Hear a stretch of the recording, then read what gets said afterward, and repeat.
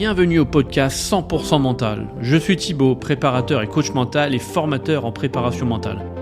À chaque épisode, on va traiter un thème, un sujet ou un outil qui va vous permettre de transformer votre mental en allié sportif et être performant en toutes circonstances. Merci de votre écoute, allons-y.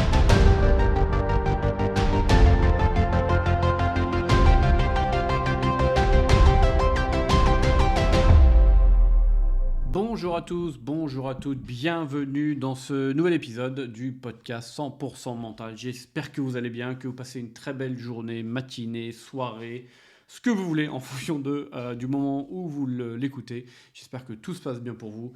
J'espère aussi que vos défis sportifs évoluent, progressent, mais aussi peut-être que dans votre vie business, salariale et vie privée également, Voilà, j'espère que tout va bien pour vous.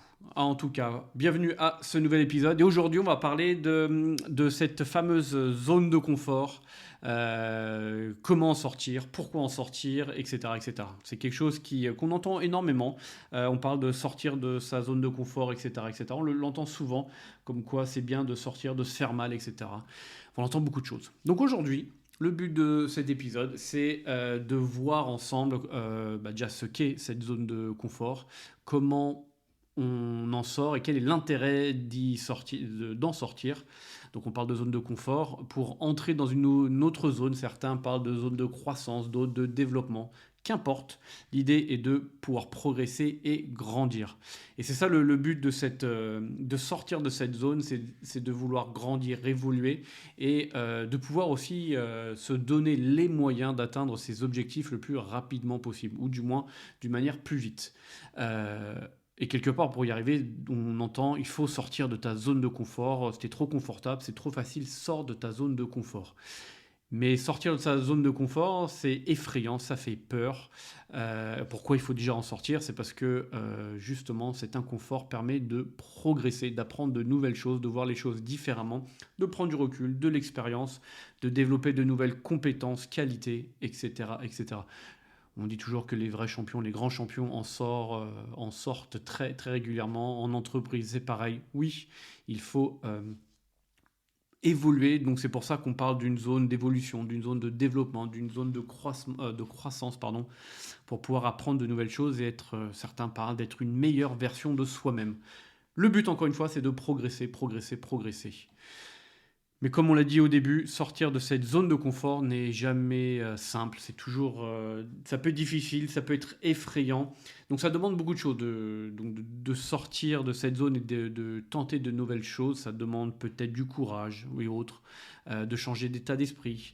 Mais c'est pas insurmontable. Ça paraît difficile, mais c'est pas insurmontable. Donc l'idée, c'est de comprendre ce qu'est cette zone pour pouvoir en sortir le plus facilement et le plus rapidement possible et de comprendre surtout cette zone de croissance, c'est quoi, pour mieux l'appréhender et pour se dire « Ah, c'est pas si inconfortable que ça » ou « C'est pas si effrayant que ça, je tente. » Okay, donc on va essayer de répondre à ces questions aujourd'hui dans cet épisode. Donc on est parti ensemble.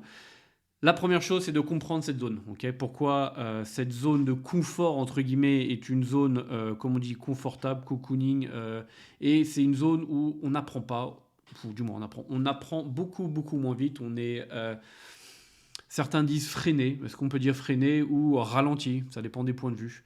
En fait, cette zone de confort, c'est une zone où tout est connu, c'est facile. Tout est sous contrôle, on maîtrise tout, c'est prévisible, c'est facile. On a l'habitude et on rentre dans une routine. C'est toujours les mêmes actions tous les jours. Ça permet d'éviter toutes les situations stressantes ou difficiles. C'est quelque part dire non, oh là là, je veux pas aller là-dedans. C'est faire demi-tour. Il y a une difficulté en face, je fais demi-tour. C'est peut-être procrastiner, le refus d'avancer. C'est peut-être ça. C'est peut-être aussi stagner. Parce qu'on ne se met pas des nouveaux défis. Okay, donc quelque part, quand on reste dans cette zone de confort, on se contente de peu, on se contente de ce qu'on a, on ne se dépasse plus. Et est-ce que, bon, déjà, ça ne développe pas notre confiance en soi, c'est dommage, mais peut-être que on perd aussi en confiance et en estime. Pourquoi? Parce qu'on peut peut-être voir les autres progresser plus vite. On peut peut-être voir que nos objectifs, on ne les atteint pas aussi rapidement qu'on le souhaite. Donc, on commence à se décourager. Pourquoi? Parce on reste dans cette zone. Donc, quelque part, on s'ennuie et on perd en confiance. Euh, pour des exemples, on va dire plus ou moins concrets, sport et entreprise, en sport, un sportif qui s'entraîne toujours de la même manière, au même niveau, il ne devient pas plus fort. Okay, il ne régresse pas, il ne devient pas plus fort, il reste au même niveau. Donc ensuite, l'inconvénient de ça, c'est qu'on s'agace. Parce que quand on arrive en compétition, on voit qu'on ne progresse pas, on dit, bah tiens, lui, il est meilleur que moi, pourquoi moi je ne suis pas meilleur, et on commence à douter en fait. Okay. Un étudiant, c'est la même chose quand il ne s'entraîne pas, et c'est pour ça, quelque part, que quand on est en troisième ou en terminale ou en première, on fait des examens blancs, on fait un brevet blanc, on fait un bac blanc, pour préparer. D'accord, c'est pour préparer et qu'on sorte un peu de cette zone de confort en disant bah là je suis dans une situation qui est nouvelle pour moi, qui peut être stressante, et je vais apprendre de ces erreurs. Okay. Donc ce que vous pouvez faire déjà, c'est peut-être d'identifier une habitude, une ou plusieurs, hein, bien entendu, qui est confortable pour vous. Euh, Nommez-la, prenez une feuille, à votre téléphone, ou alors si vous êtes au volant, surtout pas, mais une feuille, un cahier, le téléphone, dire qu'est-ce qui, euh, qu'est-ce qui est trop confortable pour moi aujourd'hui? Quelle est l'habitude c'est du confort absolu. Euh, et peut-être que j'aimerais changer. Mais listez quelles sont ou quelle est l'habitude qui est très très confortable pour moi. Allez-y, prenez votre temps, notez. Vous le ferez même après tout le podcast si vous le souhaitez. Ensuite, on va voir maintenant ce qu'est la zone de croissance, la zone de développement. C'est l'endroit où beaucoup de choses se passent, beaucoup de choses évoluent. Quand on est dans cette zone de confort, on peut voir cette zone de croissance, c'est comme si on avait une porte devant nous, mais c'est une porte qui fait peur, peut-être une grande porte rouge, une grande porte noire, qu'importe, au fond d'un long couloir et qui fait très très peur. Pourquoi? Parce qu'il y a cet inconnu. On ne sait pas ce qu'il y a derrière. On ne sait pas quelle sauce on va être mangé, la difficulté, le regard de nous-mêmes déjà, qu'est-ce qui va se passer. Pourtant, dès qu'on ouvre cette porte et on franchit le pas, on découvre un monde qui est un peu plus difficile, mais qui a plein de bienfaits, plein de choses positives. Pourquoi? Parce qu'on va développer de nouvelles compétences, de nouvelles capacités, de nouveaux talents si on veut, la manière dont on le formule. On va développer sa confiance en soi. Okay. On va également développer une certaine adaptabilité, d'arriver à gérer son stress et cette incertitude. Adaptabilité et autres par rapport à une nouvelle situation. Je suis capable de finalement, j'ai réussi à surmonter. Okay. Et quelque part, on va oser à faire beaucoup plus. Et donc, c'est comme un cercle vertueux, quelque part. On développe sa confiance parce qu'on tente de nouvelles choses et on se rend compte qu'on y arrive. Donc, bien entendu, cette zone de croissance, c'est pas une énorme marche à surmonter, c'est une petite marche. Okay. Et donc cette zone de croissance, c'est un endroit, pour résumer, où on tente des choses. Donc quand on tente, on apprend. Ça ne veut pas dire qu'on va réussir tout de suite. On va apprendre, donc on va ajuster. Et au fur et à mesure des ajustements, on va réussir. Et c'est avec cette réussite, c'est après ou grâce à cette réussite qu'on va développer la confiance en soi. Parce qu'on va se dire, bah tiens, j'ai adapté. J'ai réussi à moi-même, en autonomie, m'adapter, m'ajuster et j'ai réussi. C'est génial. Je suis rentré dans cette porte. Par la porte, je suis rentré dans cette pièce de zone de croissance. Au début, j'avais peur. Je ne savais pas comment j'allais y arriver, je ne savais pas si je pouvais y arriver, mais au final, avec un peu de temps et un peu de prise de recul, j'ai réussi. Je me suis adapté, j'ai géré aussi et donc j'ai développé. C'est ça, c'est petit à petit, étape par étape, etc. etc. Dans le sport, par exemple Michael Jordan, mais en basket, au foot, etc., on va tenter des choses de plus en plus difficiles. Jordan commençait à travailler ses tirs, quand il s'est mis à travailler ses tirs à l'extérieur, donc en dehors de la zone de points, même gamin, c'était difficile. Et au fur et à mesure, il reculait d'un pas, etc. etc. C'est la même chose pour un buteur au rugby. Au début, on commence en face des poteaux, sur la ligne des 22 mètres, par exemple. Et au fur et à mesure, on recule. Après, on met 2, 3, 4 pas à droite, 2, 3, 4 pas à gauche, etc. etc. On ne va pas tout de suite tenter la transformation ou la pénalité dans le coin à droite ou à gauche sur la ligne médiane. Non, on y va petit à petit. Un coup franc, c'est la même chose. Même quand vous prenez vos premiers entraînements de foot, tout premier entraînement de foot, on ne vous demande pas de faire une transversale ou de faire une passe à travers le terrain. Non, non, on fait des passes très simples d'1 mètre. Et après, on recule 2 mètres. Après, sans contrôle, etc. etc. C'est ça. C'est faire chaque jour quelque chose de... ou du moins de complexifier les choses. Donc, ce que vous pouvez faire, une fois que vous avez noté l'habitude qui est un peu trop confortable pour vous, vous pouvez lister les actions qui peuvent vous mettre mal à l'aise, que vous trouvez difficiles. Okay. Et c'est des petites étapes. Par exemple, il y a un an et demi, j'ai pris ma première douche froide. Alors, douche froide, c'était pas glacial. Je sais pas, moi, avant, je la prenais à 38 degrés, je sais plus, sur le thermostat. Et au fur et à mesure, je le baisse, tic, tic, tic, jusqu'à maintenant, arrive à prendre des douches assez froides. Et j'arrive à rentrer quasiment sans problème. Et j'arrive à rester plus longtemps aussi. C'est ça. J'ai fait de la musculation au poids du corps. Et là, depuis quelques semaines, je me suis amusé à faire du kettlebell. Ça a été très difficile parce que c'est pas les mêmes charges, c'est pas la même intensité, etc. Mais c'est cool. Au début, c'est difficile, mais au fur et à mesure, on on voit qu'on y arrive et on se dit waouh, en fait, c'est pas si compliqué que ça et je peux augmenter la difficulté. Et si jamais prendre cette douche froide ou faire du kettlebell était trop difficile, j'aurais baissé. C'est-à-dire pour la douche froide, j'aurais fait un peu plus chaud, peut-être plus longtemps. Et le kettlebell, j'aurais fait moins d'exercices ou moins de répétitions, etc., etc. Parce que j'ai cette volonté de faire. Il faut savoir pourquoi vous voulez sortir de cette zone de confort pour aller dans cette zone de développement. Quel est mon intérêt? Mais ça, si vous voulez en sortir, c'est que l'intérêt, vous l'avez déjà ciblé, identifié. Donc ça, c'est important aussi. Okay, donc, ciblez. Listez, toujours dans ce carnet, cette feuille, ce téléphone, qu'est-ce qui vous mettrait... une action, une ou plusieurs actions qui vous mettraient mal à l'aise ou qui vous demandent un peu d'effort physique ou émotionnel, intellectuel, mental. Allez, je suis obligé de faire un pas, je suis obligé de me forcer pour y arriver. Listez, et ensuite vous faites.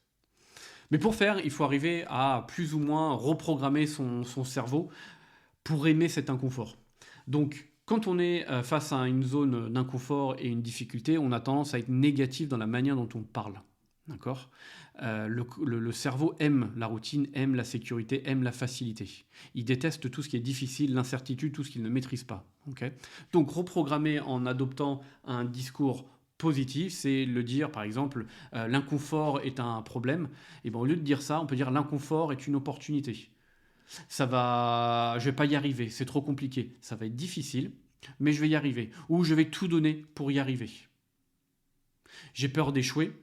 Chaque erreur me fait progresser.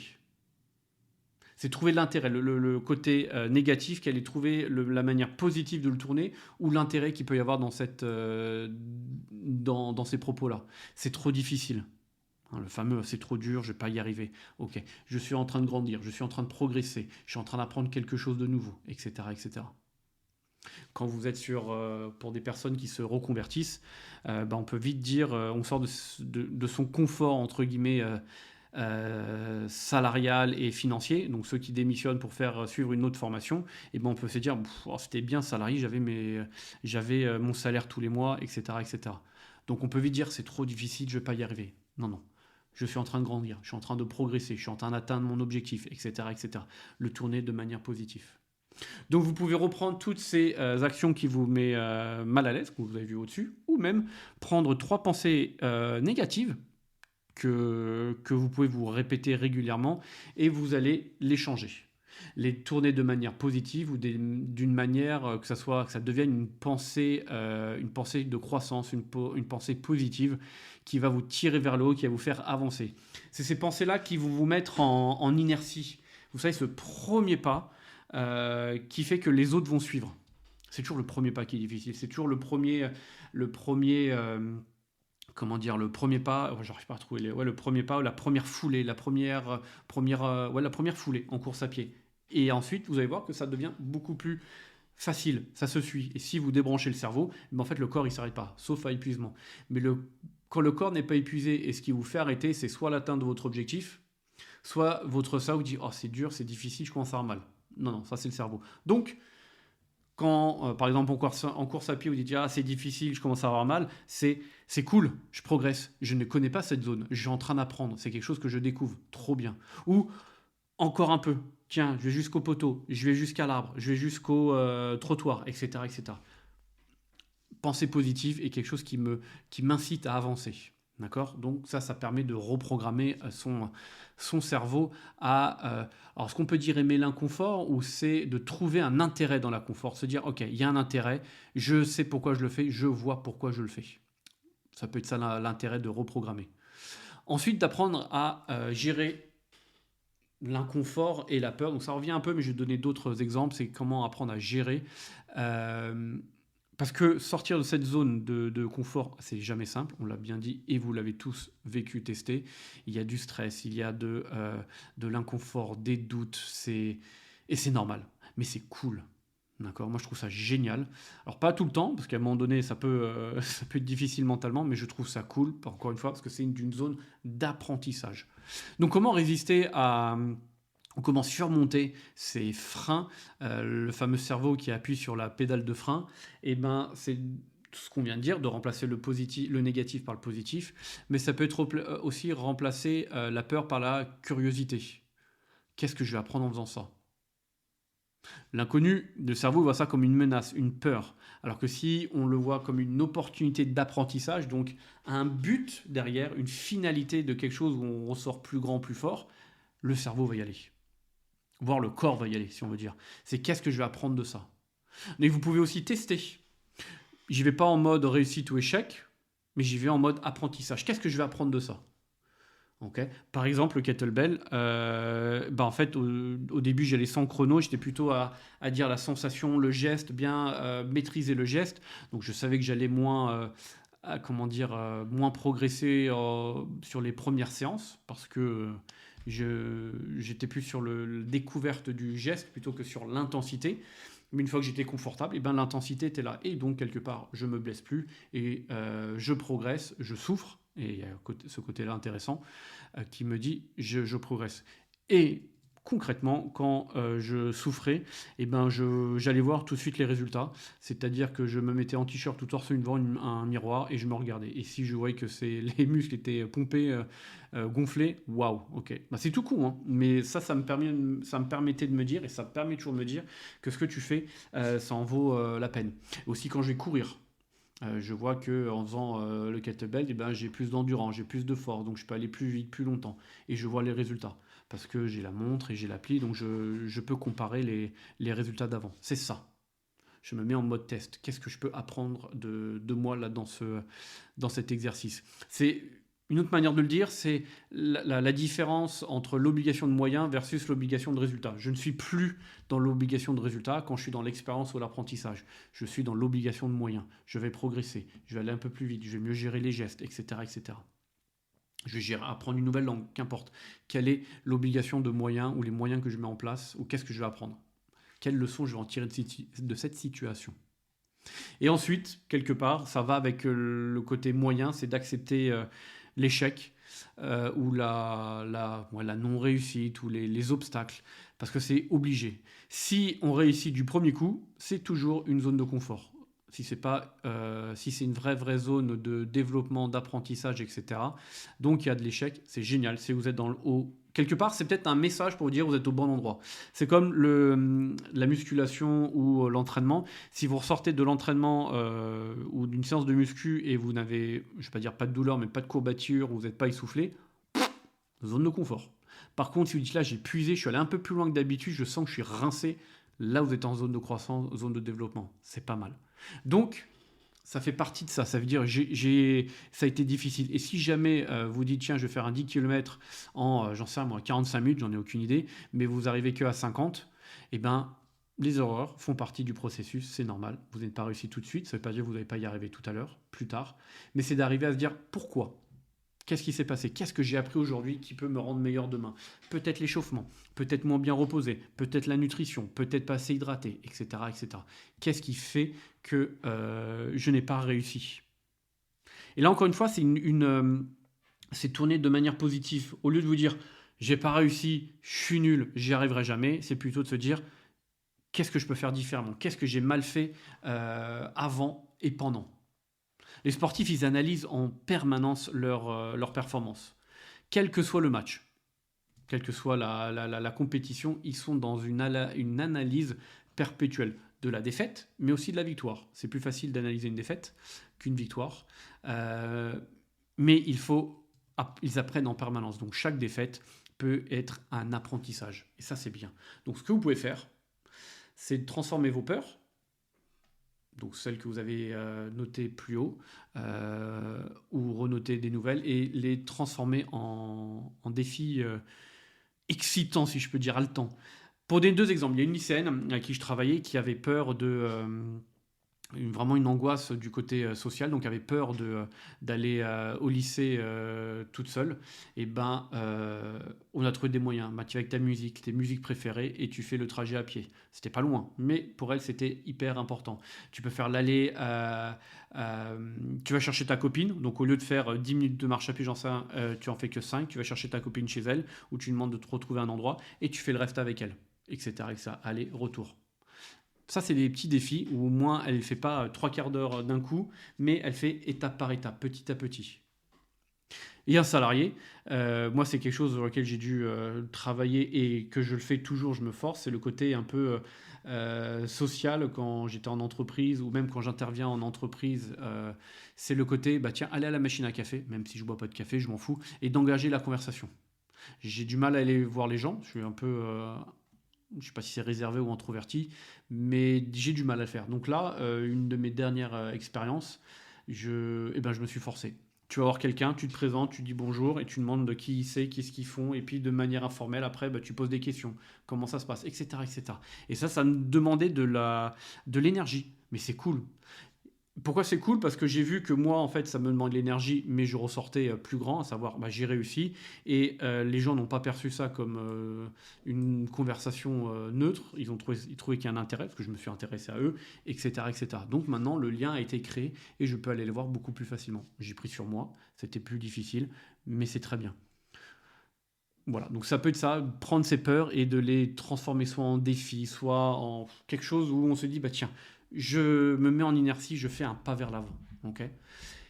Et donc au fur et à mesure vous allez faire ça, vous allez pouvoir intégrer cet inconfort au quotidien. Et pour que chaque petite étape vous amène vers cette zone de développement ou de croissance, petit à petit. Mais vous le faites un peu tous les jours. Donc, il y a plein d'exemples. Hein. Le côté, comme je disais, prendre une douche froide, pourquoi pas. Faire du sport, c'est quelque chose de nouveau. Bah tiens, aujourd'hui, je me mets au sport. C'est pas obligé de faire 3 heures. Vous prenez un truc, quelque chose qui peut être plus ou moins atteignable. Et ensuite, ça devient une habitude, etc. Si vous avez l'habitude de courir, je sais pas moi, 30 minutes, et bien dites que vous faites 35 minutes aujourd'hui, ou un peu plus vite. Vous allez rajouter 1 kilomètre supplémentaire, qu'importe. Ce que j'ai fait et que vous pouvez faire aussi, c'est engager la conversation avec un inconnu, à la machine à la café, dans les transports, enfin qu'importe. Ce qui vous prend de l'énergie. Pas adopter, mais essayer quelque chose de nouveau dans le sport, une nouvelle compétence. Euh, Lire un livre que vous voyez dans le magasin, vous allez l'acheter, ou qui est dans votre bibliothèque et ça fait 3 ans qu'il est là, et ben allez-y. Téléphonez, lisez-le, etc. etc. Ok. Quand vous êtes au travail ou au supermarché ou au centre commercial, au lieu de prendre l'ascenseur ou l'escalator, je prends les escaliers, etc., etc. On réduit un peu son confort et vous verrez bien qu'il se passe de très belles choses, etc., etc. Se lever un peu plus tôt, se coucher plus tard, peut-être dire oui à une opportunité, on a l'habitude de dire non parce qu'on a peur des conséquences, et on dit oui, et vous allez voir, tout va bien se passer, vous n'allez pas du tout en mourir. Et quelque part, c'est des petites actions, petit à petit, qui vont vous permettre de sortir de cette zone de confiance et d'aller dans une zone, cette fameuse porte au bout du couloir, de croissance. Mais important, et c'est le dernier point, c'est comment dire, de suivre votre progression, etc. Pour pouvoir rester constant, pour pouvoir capitaliser sur ces réussites et que ça en devienne des fiertés. Okay, donc pour ça, rien de mieux qu'un petit carnet, un journal de progression, comme vous voulez l'appeler, où vous notez tous les matins ou au début de semaine, comme vous voulez. C'est vous qui mettez la temporalité en disant bah, aujourd'hui ou cette semaine, je veux sortir de cette zone et faire ci ou faire ça. Donc, listez une chose qui va vous permettre d'amener une action, un apprentissage, etc. etc. Et une fois que vous l'avez atteint, bah, de noter comment vous vous sentez physiquement, émotionnellement, mentalement. Okay, donc la chose à faire là, c'est de sortir un journal. Oui, on en a un peu parlé du journal. Téléphone, pourquoi pas, mais je trouve que le cahier, d'écrire avec à la main au stylo, c'est beaucoup plus... ça a beaucoup plus d'impact. Voilà. Donc, on arrive à la fin et je me rends compte que j'ai dû débiter tout ça à une vitesse. J'en suis désolé. Peut-être vous demander de le réécouter une seconde fois. Je suis désolé. Voilà. Ça part vite. J'ai toujours peur d'oublier des informations. Et peut-être pour ça que j'accélère le débit. Et je m'en excuse. Mais pour conclure, cette zone de croissance, cette zone de développement, c'est là où vous allez grandir et apprendre. D'où zone de croissance et d'où zone d'apprentissage.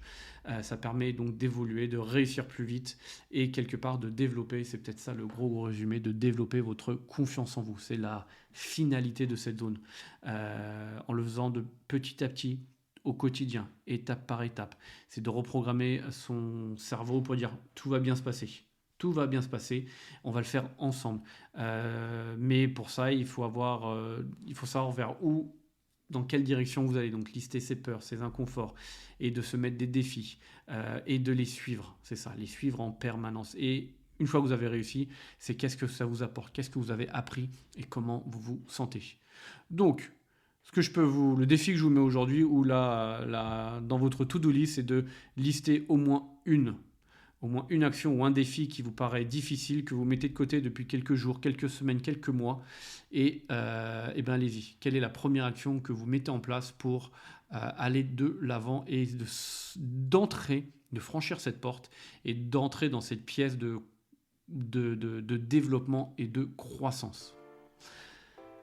Voilà pour vous. Je vous remercie infiniment, une fois de plus, pour tous ceux qui me suivent. Merci à ceux qui me découvrent. Merci de votre confiance. Merci à tous. N'hésitez pas à partager, à évaluer, à noter, mettre des étoiles, comme vous voulez. Même à m'écrire, mettre des commentaires, à m'écrire sur les réseaux sociaux ou directement. Ça fait grand plaisir que j'en puisse échanger pour répondre à vos questions. Mais aussi, si il y a des choses où vous n'êtes pas d'accord, vous pouvez me le dire. Ça fait grand plaisir. Je suis toujours là pour apprendre. Et c'est vraiment, je le fais toujours avec beaucoup de plaisir de répondre à tous vos messages. Donc merci infiniment. Je vous souhaite une très belle journée, matinée, soirée, une bonne nuit. Et je vous dis à très bientôt pour le prochain épisode. Ciao.